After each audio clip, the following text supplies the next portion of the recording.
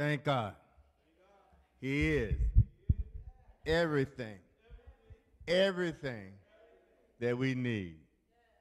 Oh, when I woke up this morning, I thanked him because he made it possible for all things. Sometimes we get so big-headed we figure, I did this. No, you didn't. You didn't do a thing. You can't do anything without God's permission. I look and I think and I say, Lord, you brought me this far. You didn't have to do it, but you did. And I said, I thank you because you are my deliverer. And that brought me to the text for today. God delivers. And I think about all the things in this world. There's so many different things that are happening every day in this world. And sometimes we feel that God doesn't love us, and the stress I have is so much I can't bear it. What can I do? Pray. But then I thought about Moses, and I thought about some of the trials and tribulations that he went through. But I said to myself, if he could testify today, he would tell you God delivers. I went to Exodus 14 and 10 and 12, and I began to read. And I found out while I was reading that the children of Israel cried out to the Lord and Moses. They know that where they were could have been probably much better situation than they was facing. Because they looked behind them and they saw what? An army coming. So, that's what happens to us a lot of times in life. We're going through different things in life, and we don't see it the way we want to see it. Then we started saying, if I shoulda, coulda, and woulda. My mind went to Harriet Tubman, and I think about all the trips she made in slavery to freedom. But she had a saying, when you hear the dogs barking, don't look back. Keep heading towards freedom. So I'm going to add something to that. When the devil gets on you, when he's trying to trip you up, when he's nibbling at your heel, don't look back. Look forward to God, because he is a deliverer. And that takes me to Exodus 14, 13, and 14. And Moses said to the people, fear ye not, stand still and see salvation of the Lord. What? Stand still. And see, sometimes we get so anxious and we moving so fast, we don't even know where we're going. We just start moving from left to right. Stand still. And let's talk to the Lord. Think about your salvation. Whatever you're facing, and we're all facing different situations in life. And I'm not here to tell you to disregard it. What I am telling you, stand still. He will deliver. He delivered the Israelites. He told Moses what to do. And Moses did exactly what he said. Now, I don't know what was in Moses' heart. I don't know if he said, no, you take this rod and I'm going to point the rod and some water going to go. See, sometimes we ask God to deliver us, but you want God to deliver in your way. You got it all mapped out. If you're so good and you're so smart, why don't you get yourself out of trouble? So why you calling? You're so great, you're so wonderful.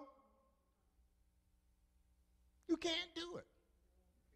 So if you can't do it, step out of the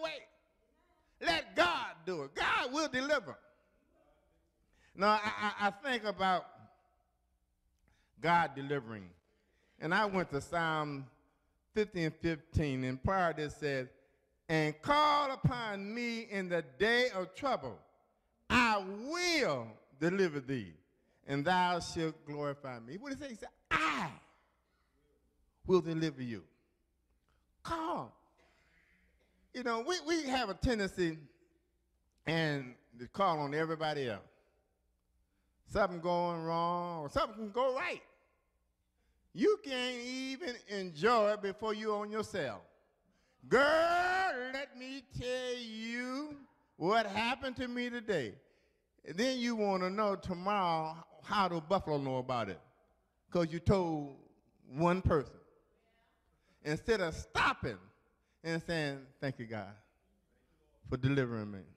Thank you, God, for giving me the strength just to hold on just a little while longer. You know, but we have a tendency to turn everywhere but where our strength is coming from. So that takes me to Matthew 28 and 20. In part, it says, and lo, I am with you always, even until the end of the world. Now, listen, I'm going to stand with someone who can deliver me. Not just today, up until the end of the world. He said, lo, I am with you.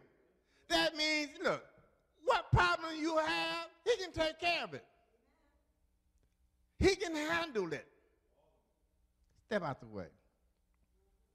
And I think about all of these things. And I came down with God hears, God knows, and God delivers.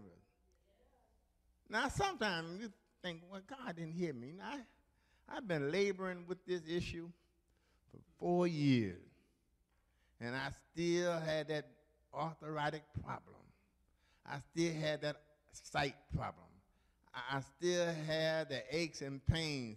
And sometimes when I get up, like I did this morning, I had to sit on the side of the bed about 10 minutes, and I had to talk to the body. I said, well, you know, we got to go to church today.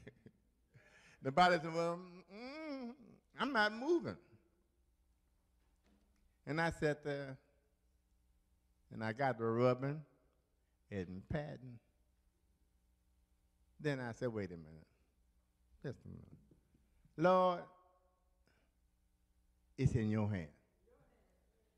I can't do it. I can't muster up enough strength. You know what? He told me to get on up. And I got up, and I've been moving forward. I got to the church, got ready to get out of the car. Satan said, well, take a minute. Take a minute. I said, let's sit there. You know, that leg ain't ready right now. And I sat there in the car and fell asleep. And one of the ministers came out and said, somebody, and everybody knew who that somebody was, said, you need to be in the church. Right? And I got together, but I'm just glad that he's touching me. Because the devil has started telling me how tired I was. The devil started taking me about last week and how the trials and tribulations that I was going through. Then I said, wait a minute, what is your lesson about today? I said, God delivers. Did he bring you through last week? I said, yes, he did. Did he bring you to today? Did he tell you to stay home? I said, no. Did he give you everything that you need? I said, yes. So get on up and move. See, we got to understand that he is a deliverer. So I begin to think about God can deliver. Now, I can go through the Bible and talk about Moses. I can talk about Abraham. I can talk about many, Ruth. But you know what? Just look at today. Some of you have been praying for your children. You've been praying for your significant other. and you haven't seen any inkling of any progress towards church. It looks like sometimes they're getting worse. You know, where they was just doing few things every now and then, now they're doing a whole lot of things every day. And he was saying, well, I'm praying.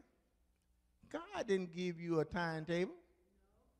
He said, I will deliver. But you need to understand one thing. When you take it to the Father, leave it. Leave it.